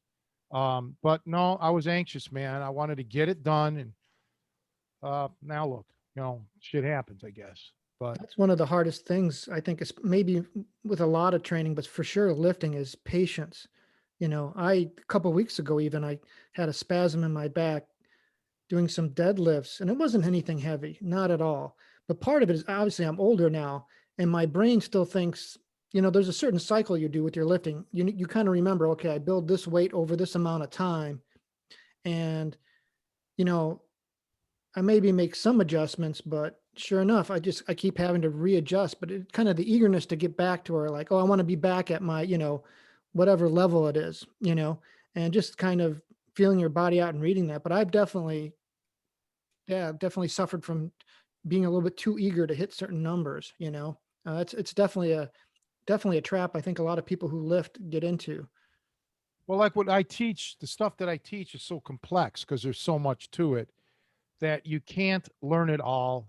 You gotta block out when you're starting to train years here. You gotta tell yourself it's going to like college. It's 4 years to get a degree. Let's say generally. I know that there's exceptions to get like a bachelor's degree or whatever.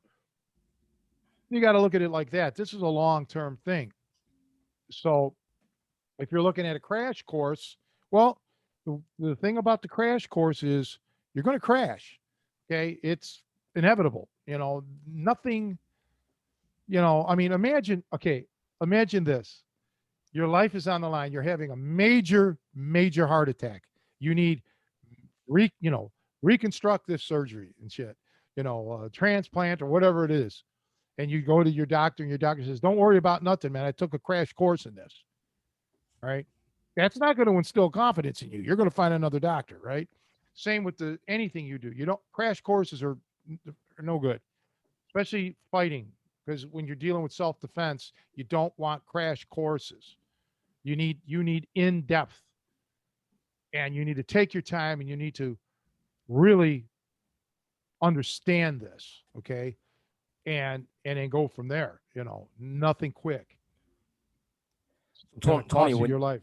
when you were lifting to get your bench up, how, like, what was the rep range you were working in, and when did you know when it was the time to add more weight?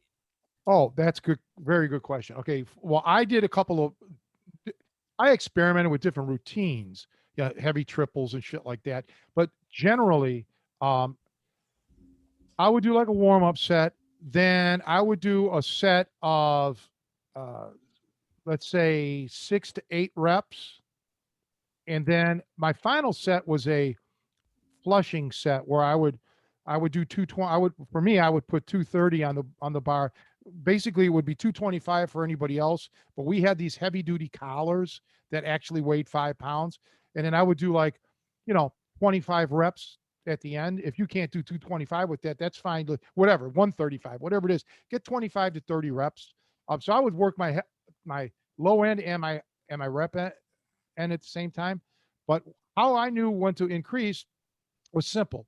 When I could reach between six, okay, let's just do an easy number here.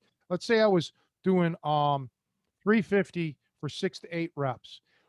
Once I hit that eighth rep, then next week I would add, 5 pounds, 2.5 pounds on each side. And if for some reason I drop down to like 4 reps, no, forget it. That's not enough. I got to balance the weight out until I'm down to 6 reps or 5 reps. 5 reps would have been sufficient. Um, I didn't do heavy singles often. Maybe once a month, I would try a heavy single. There was no need for it. But I did a lot of assistant work, a lot of heavy push downs on my triceps, push downs, pull downs on my triceps, seated overhead presses. That really helped my bench, made it skyrocket. That's called assistance work. But yeah, I would try to keep it in a moderate rep range. And it to me, that last set where I was doing 20, 25 reps, I think really helped. And I did it at a good pace. You know, I just loved it. And for me, I'm not built to bench because I have long arms and a shallow chest. I'm not barrel chested. My size all comes from my pecs. So when you're laying down, they're gone. So I never went super wide. I went within the legal limit, you know, um, and then sometimes I would go real narrow just to work again to work my triceps, specialty kind of stuff, but never to like set any record there. Uh, and don't flare out. I always try to keep my elbows like right like this, and then boom. So you're not putting all the strain on your shoulders and shit. A lot of technique involved in it. But Did you next time I'll bring my one of my journals up and I can read it to you. did you do your assistance on the same day, like after you did your? Yeah. Okay. Yeah. I would do bench buys and tries. Okay. And seated, presses. Yeah, I would try to, there was no reason not to. But there were days now during the week where um I would do I would focus on my overhead press. Okay. Like once a week was my overhead press focus. Okay. Uh as opposed to focusing on the bench. The bench would be a very light workout day and the overhead press would be the main day. I focused twice a week on the bench, once a week on the overhead press. Um, and for some reason, I always thought I was better at the overhead, seated overhead behind the neck press than I was at my bench. That's just how I felt. But I miss those days. And my mom got her first vaccination, so she's going to get her second vaccination March 23rd. So by the 1st of April, I plan on going back to the gym out here then. Now that she'll be vaccinated, I'll go to the gym. I won't be lifting heavy. You can't. This is a Planet Fitness. They don't even have free weights. You can't even like free bench. It's on a like a rack. And but it's better than nothing, but I'm just going to ease my way in. I have no more desires to lift heavy. I just don't. Um uh but curls, Nico, I really took that was my arms were just strong. I don't think that they were never like gigantic because I never wanted that because that slows you down. But I just that was I think structurally I was built to curl because of the size of the length of my limbs. I was born to curl. Uh, that's the biggest regret I have is blowing out both of my arms. This right arm's still not attached. The biceps gone. I have a hard time turning with screwdrivers and stuff like that with this. I have no rotational strength. That sucks. But I couldn't get surgery back then when it happened. You ever do circuit training, Tony, with the weights or machines? I mean, I have, but that's not for me because I was a power lifter, man. I just Yeah. wanted to lift for strength. I didn't want to lift for fitness per se because the fighting was my fitness. Everything, guys, except for I did kind of get to the point where I remember wanting to bench 400 and then the curls, I wanted to set the world record. That's specialty. But generally, everything that I trained for was to make me a better fighter. Okay. And after having that aneurysm, the one thing I said was, I'm never going to be this weak and helpless again, where I have a little wonderful Filipina nurse who was maybe 100 pounds, having to lift me and transport me from the bed to the wheelchair to the shower and all this. I said, I'm never going to be like this again. So I was obsessed with strength, but never to the point where I was going to become a 300 pounder, and going for 700-pound bench presses and shit. No, I still wanted to be super tough. And I knew that this is the frame. This is where I want to be. 220, 225 tops. Anything other than that, I'm carrying around too much weight for my height. But so no, circuit training, I've done it, just when I'm killing time, if I don't really want to work out or I'm visiting somebody and we'll just get a light workout in. For me, that isn't it. Nothing Yeah, wrong with it. That's something I was recently experimenting with, is circuit training, because I just wanted to keep my workouts super short, like be in and out of the gym within an hour. But then I was thinking I wanted to build strength. I want cardiovascular benefits and some muscular hypertrophy, or building muscle as well. So I started doing basically strength circuits that I set up, where I'm kind of in the, like, within the 5 rep range, and There you going go. from like push, pull, squat, um, and sit ups or leg raises. So just alternating just the basic, you know, core movements. And well, I've only been on it for like a couple weeks, but I just like the simplicity of it. I'm kind of getting all the benefits of every one of those within an hour. I'm in and out. So I like the minimalist approach, but I think if you want to build strength, you really got to spend. It seems like you got to spend more time just on the lifts, and you got a bigger rest period between. So All that's right, the here's only how thing I don't like about it. this when I was just maintaining, okay, like when I start up again in April, this is exactly what's going to happen. This is how it is. So people out there, if you want to take note of this is what it's going to be. It's going to be, my first workout is 3 sets of the bench. From there, I do 3 sets of overhead press. Okay, so now the bench, overhead press, shoulders and triceps there. Next, my tricep push downs this way, 3 sets. Next, tricep pull downs this way. Next, 3 sets of tricep push-ups off the bench, and you can put weight plates across your legs for added resistance. Okay. Then I finish off with my curls.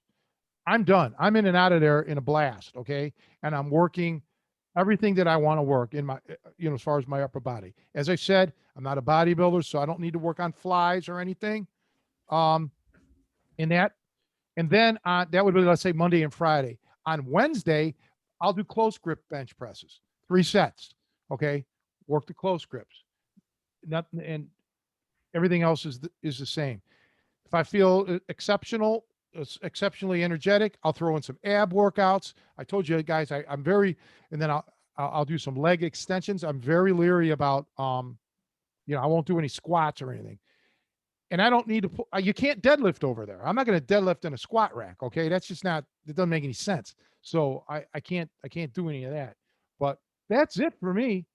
That's it in a nutshell. That's exactly what I'm going to, what I was doing when I joined Planet Fitness a few years ago. And now, and every so often, the curls, I do the curl machine, then I do some dumbbells.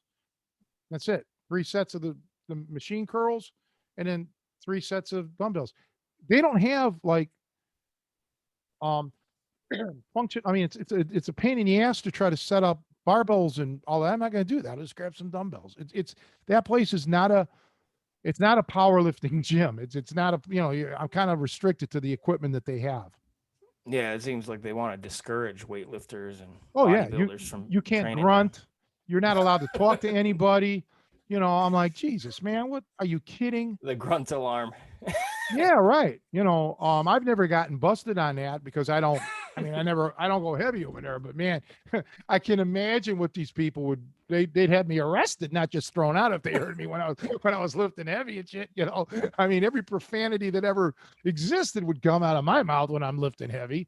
Um, but yeah, and another big scary thing is that you don't have a spot. Well, there you don't need a spotter because if you're smart when you're in the power rack, you put the guides up. But yeah, I mean, you got to have a spotter. And I used to go to a different gym. I forgot what it was called. Right before, before my previous gym in Bentonville, before we had that all set up, and there was free weights, and I had a problem getting spotters. Because I was benching pretty heavy. I mean, um, there would be nothing for me to have high threes or low 400s on the bar, and nobody wanted to spot. They were afraid that's too heavy for them to spot. I'm like, you'll be fine. It's not like the weight's going to be, dead on my chest. So yeah, it was always a hard time. That's why you got to have a good workout partner, man. When you're powerlifting, you got to have somebody there to motivate you, to make sure your form's right. Because a lot of times you don't know what's going on. You might have the bench, you might be coming off of it, and then your elbows may flare, or your left arm is a little bit, in front of your right. You may not actually be aware of what's happening, or your butt's coming up too much, or coming up off that off the bench or something. You need a training partner there to, to tell you, hey man, or just to even tap your right arm a little bit, get you at the elbow, spot you at the elbow. It's another thing. People don't understand how to spot. Oh, they want to grab the bar right away from you. No, you don't. Get the guy past the sticking point. Put your 2 fingers underneath his elbows, like right here, and help him get that weight past the sticking point. And it's important for you to find out where his sticking point is. Is his sticking point low? Is he getting stalled out on the chest? Is he getting stalled out, halfway through his lift? Is he getting stalled out at the end? All of that is dependent. That means you got to work on different things, it's sometimes a guy will keep his right elbow in, let's say, or his left elbow in, and his right arm will flare out. Okay, well, you probably got a shoulder issue going on there. Okay, you got to get that. We got to work on that now. So training partners aren't just for lifting, or aren't just for wrestling and shit. Having a good workout training partner, man, can go a long way. I think my sticking point on the bench is like right before full extension. So would that be a tricep issue? Yeah. And then you just want to watch though. Are your elbows flaring out when you're getting stuck? Are they, you got to try to pull them in. Make sure you're keeping your elbows in. Anytime you're flaring out, you're weakening yourself. So some of this could be muscle weakness on your end, or it could be a form problem. And that's one of the issues with machines. The machines don't allow you to work your stabilizing muscles. Okay. So I'd have to actually watch you to see, to make, I don't want to just say, yeah, definitely it's your triceps or whatever, or definitely it's your shoulders. I'd have to look and see. But that is one of the drawbacks of a machine. It takes away those stabilizing muscles. It's better than nothing. Like when I did the worth the weight video, there's a lot of machine stuff because some of that is beneficial, like the tricep push downs and pull downs, lat machine. Those are all wonderful. Even a curl machine will help certain parts of your curling. Okay. I use the curling machine in a more enhanced, when I was going for the world record, I was going for, or the curling machine was part of it. It worked, worked my explosiveness, and it kept my arms where they needed to be for a strict curl. So it worked out well. and then you can do variations of those curls. There was some where I was pretty much totally stretched out. My butt was way back there, and it's all on the Worth the Wait video. You could see it, and I'm really isolating those biceps, man. Woo, you can get a hell of a workout there. But I would suggest, no matter what, Nico, that you work your lats, work your triceps, really, really work your triceps, man. Nothing that I've done has helped more on my bench or pushing muscles in general than the triceps and your front delts, man. You got to work your front deltoids. Um, and I never did incline benches. That was not part of my routine. I may have done them just once or twice. I never did declines. Never felt the need. I did overhead. So basically, I was a 90 angle bencher. Okay. I was either flat doing my flat bench or 90 degrees upright doing overhead presses. For me, that's all I needed. That's all I wanted. I told you this before. My whole goal was never to be a big bench presser. I wanted to lift overhead a lot of weight, and I think that came from Stanley Rodvon. That was the thing for me. How much can you lift over your head? Because I was an old school lifter. Old timers. They didn't bench. All right. And when Rodvon got jumped by those three guys when he was in his 60s, and he picked a guy up over his head and threw him into the other two guys, that just was like, I want to do that. I want to be that strong to be able to pick a guy up over my head and throw him. So that made the impression on me. Yeah, that's some power right there. That's like Well, something out of a movie. Yeah, lifting guys over the head. I used to like doing that because it's tough, because the human being, it's unbalanced. Okay. And I had a friend of mine, Gary, who used to do gymnastics.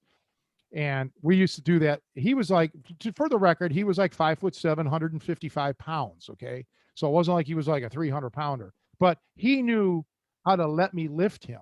He knew how to go stiff. He would stiffen out like a board, and basically he'd plank his legs. He'd rock like solid, as opposed to, being loosey goosey. And I would pick him up, get boom, and just military press the guy.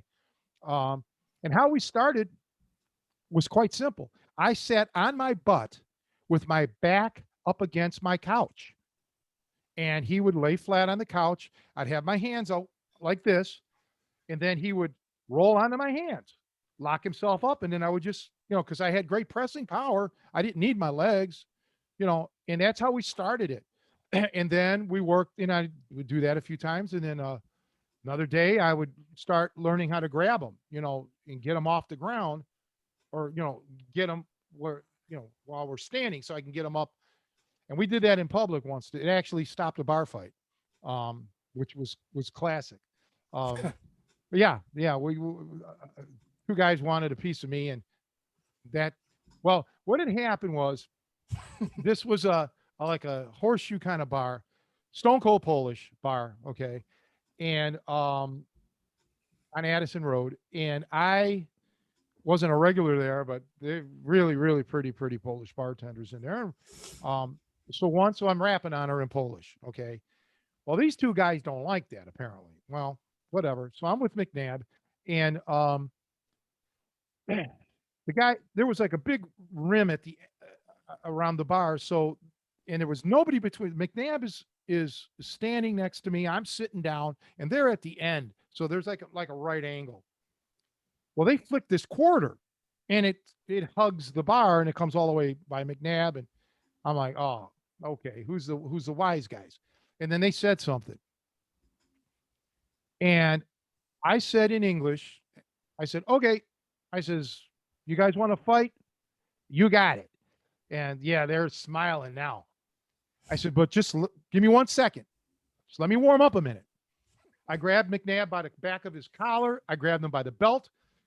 Boom, pressed him over my head, put him back down, and said, okay, I'm warmed up. That was it. They bought us beers. They didn't want no piece of this. And I stole that because I witnessed that happen with Stanley Rodvon. I don't want to get into the whole story, but some boxer dude, just, you wrestlers are fake, you old timer, you're nothing. And I said, you want me to kick his ass? Stanley's like, I got this. Stanley, and he said, okay, let me warm. You got me. Let me warm up. I need to warm up. He had his change on the bar. I do this.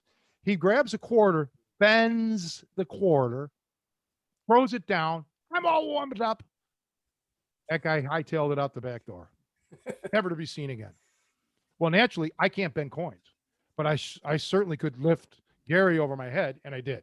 So yeah, that prevented that ended that kind of that bar fight that night. It was, and the moral of the story, I still didn't get the bartender's phone number though. But she thought I was cute because I could speak Polish, a little bit, just enough to get me into a bar fight. All right, I mean, shit. I'm still trying to determine who's dumber, the guys who tried to stick up a cop bar or the three guys who tried to mug Rod Vaughn. Can you imagine picking him as your mark? Yeah, right. I mean, and the guy was elderly. He was older, and he walked, limped kind of sort of, and yeah, they probably just thought this is an easy deal, this is easy peasy. We're going to get this guy. Boy, not smart, not smart. But you never know who you're going to mess with. Years ago, man, there was some.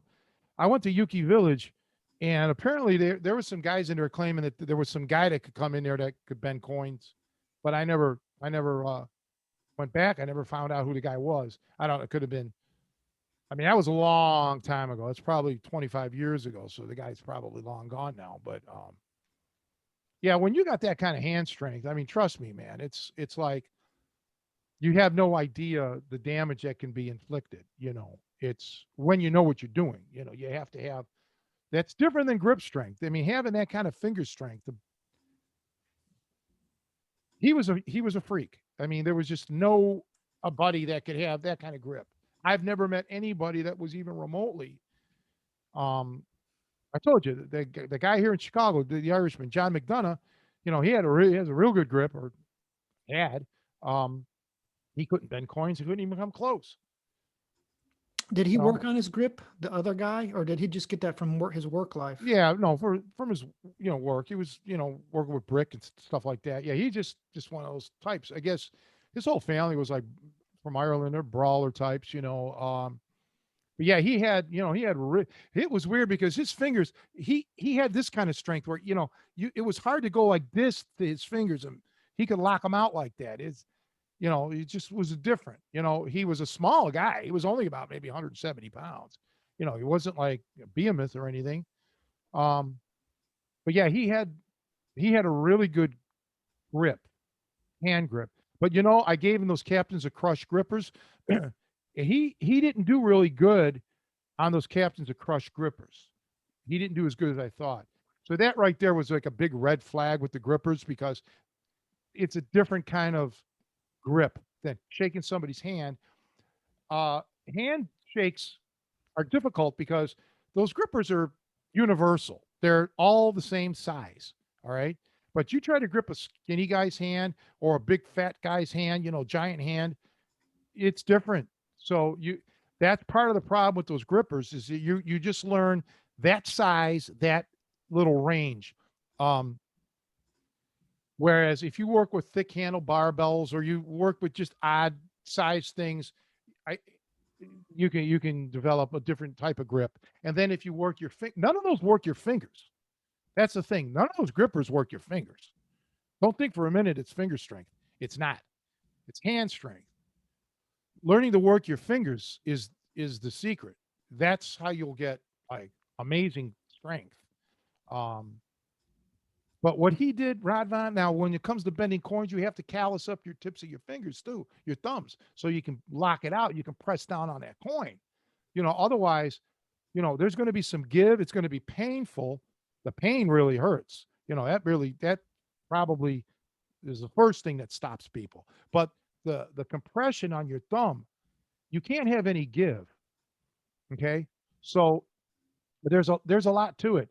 I was able to bend smaller quarter size metal that, Kevin being a tool and die guy, he used to make the metal. And then he had the horizontal saw. So I don't know if it was a router that he used. I don't remember, but he would take a quarter and he would just grind out in the middle like a little channel. So I could try to bend those. And I had some success with that. But he basically gave me these slugs. They were throwaway slugs, okay? From when he would run the punch press, these are all like he'd have thousands of these slugs. I used to take a bunch, but and some of them were just too thick. I couldn't bend them. I just didn't have it. I couldn't do it. You used to practice, or I remember you talking about breaking popsicle sticks too, like just practicing. And that was like for practicing attacking the fingers, right? Like you could. Yeah. Yeah, snapping. Yeah, because again, I don't have any. Well, I'm not going to break my glasses here, but a lot of times, let's see if we can get it in the camera. People want to bend like this. Now you got 2 points. You don't ever want to do that. You need a vice. You need one hand that isn't moving. That's your solid hand. That's your vice hand. And then you bend down or you bend up on that. So you only have 1 point of bend as opposed to 2 points of bend. When I did those strongman shows and I would bend the steel, I like to bend up. Again, I had strong arms as opposed to bending down. And I would lock one and then bend up with the other. And yeah, same with the popsicle sticks or pop can, beer lids, whatever you call it, bottle caps, with learning to, press down with your thumb, just bending them with your thumb, to develop that kind of thumb strength to allow me to hold down a coin with enough pressure that it's a vice. But I thought I I thought I might have once put just a little tiny thing on a quarter because I thought it was like when I put it down on the table, I thought there was a little rattle on it, but I can't attest to it. But that wouldn't have mattered anyway. You got to bend it all the way over, man. Otherwise, it's worthless. But you can do it. I mean, it's not like the metal in the coin is impossible. Just grab a pair of pliers, 2 pair of pliers, bend it. You'll see that you can do it. Not like the coin itself is like, you know, impossible. No, you can bend it. It's just, but it's tough, man. I can't do it. You should make a video on grip strength. Yeah, well, That'd be a good one.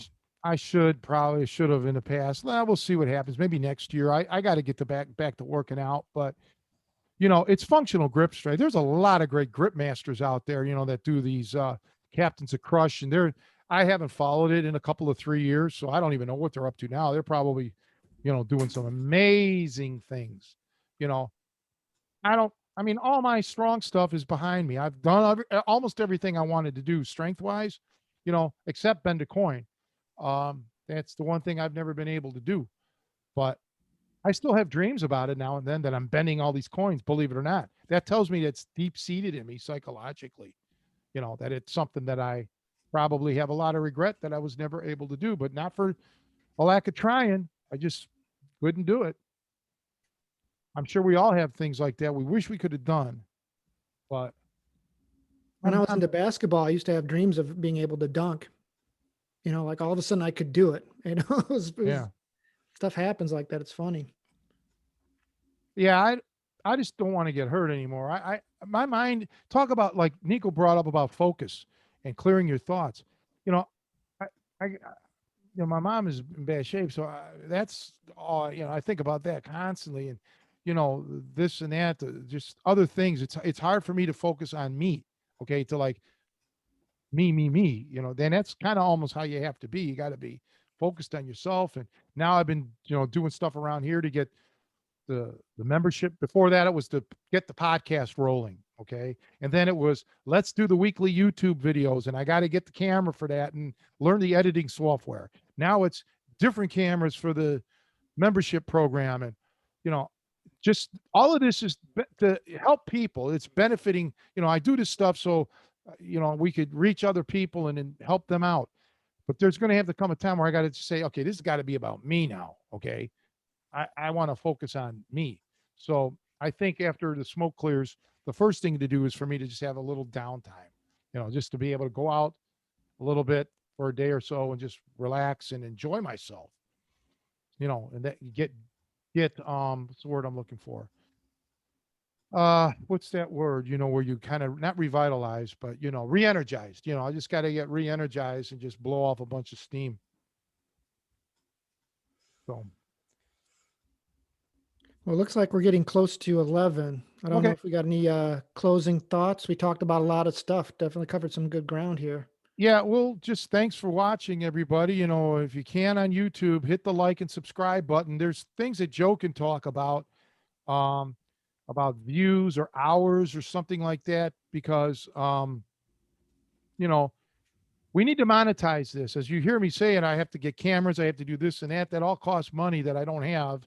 So I'd like to, none of us are, we're all in a bad strait. So just by viewing these videos, eventually we can hit a plateau where we could start to monetize and maybe get a few cents in, and it doesn't cost you guys anything out of your pocket for that.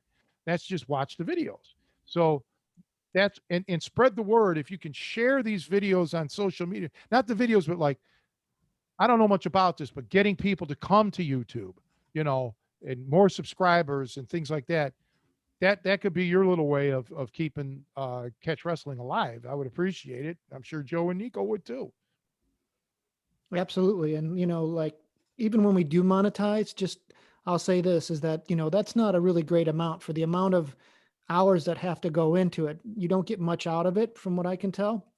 So I think the subscription thing to people who really want to directly, uh, support, because all this stuff, not only takes time, but obviously there's a cost for all the technology and equipment we use. So if you're enjoying this content or want to support us, I think ultimately that's going to be the best way if you're, thinking about it. But any little bit helps, whether it's sharing a video or subscribing, it's all helps. Yeah, it does. I appreciate it. Yeah, and the subscription, as I'm gonna hook up with my buddy this week, and we should be good to go. I don't need any glitches. That's the thing. I'd rather slow things down and make sure it's you know pretty good. I mean, there are going to be hiccups along the way, unexpected stuff, but we're there. I'm literally waiting on two parts to arrive, which should be here maybe tomorrow. So that gives me 3 weeks of just not having to worry about anything, just getting that software cooking. And yeah, it's good. And I do want to say that I'm proud of Joe and his hair. My hair, hopefully, I have to take my mom to the doctor tomorrow, and she needs a haircut. So I'm going to get a haircut, I hope, tomorrow, if my car is okay. And we're going to go. Uh, You do look like you get your hair cut at the doctor's. yeah, well, that's right. And why not? The nurse massages my neck, because I go in there, and the doctor's like, stand still. I'm like, yes, sir. You know, um, yeah, I'm going to get that done, and that's pretty much it. And we'll have an update on this membership thing next Sunday, and hopefully, the guy that's helping me will be our special guest. If not next Sunday, it'll be the following Sunday, but we'll have an update. But I'm looking at April 1st, or that'll be the day that we'll launch it. Um, and I think it's going to be nice. Nico, thank you for being you. Thank you for being you, Tony.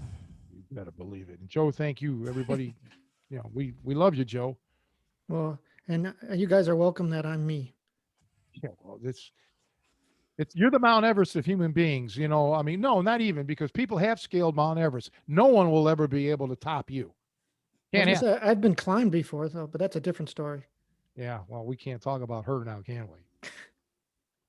Don't forget, you guys could do me a favor and reach out to those special ladies that I like. You know who they are. All right, before we descend into chaos.